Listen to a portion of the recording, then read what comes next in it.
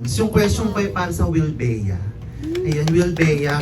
Siyempre yung Thai original nito ay sila Mario at saka si Davika. So, kumusta kayo? Napanood nyo ba yung original, yung Thai original version? And how did you incorporate your own style as Will Bea dito sa local adaptation natin ng PMAC? Ako po napanood ko po siya way back pa talaga, 2004 ba? Parang nung lumabas mismo, mga high school pa po ako. And pinanood ko po siya ulit, para mapanood niya din ulit. Ano first time ang panood, no? High school ka 2004? Hindi, pa siya pinanood natin ulit. Oo. So para mapanood niya. So So, magkasama kayo ng manood. hindi sa... Sabay lang yung play.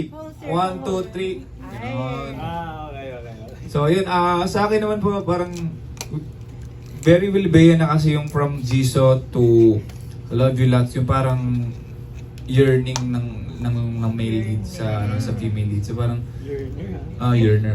So parang I think lalabas at lalabas talaga doon yung the usual Will Bea na troupe na nakikita nila sa mga projects namin. And siguro dito mas mas medyo lutang yung, di ba? Mas siya, mas poppy pa yung feeling. Mas Labrador energy pa yung nilalabas ni Mac. Siyempre ito, one of the highest grossing films ng Thailand noong late 2000s. May pressure ba on your part? Kayo ang gaganap ng local Mario and Davika?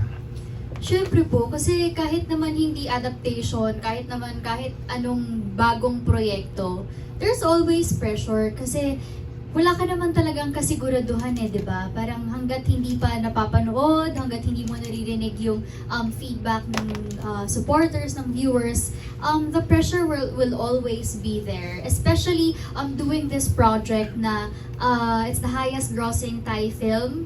And other countries did an adaptation as well, di ba? And the fact nga na meron po akong mga kaibigang Thai, mini-message ako, you're doing PMAC.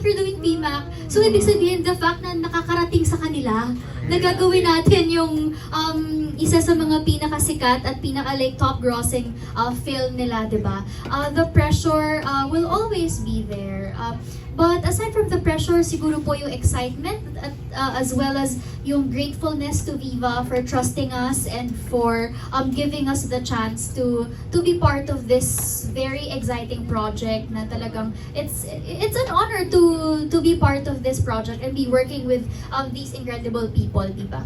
And syempre, we just hope for the best, of course. And we also want, of course, to make our country proud, di ba? We also want na since it's the highest grossing Thai film of all time, we also want the Philippine version to receive so much love and yung talagang mainit na pagsuporta rin po. Ayun po.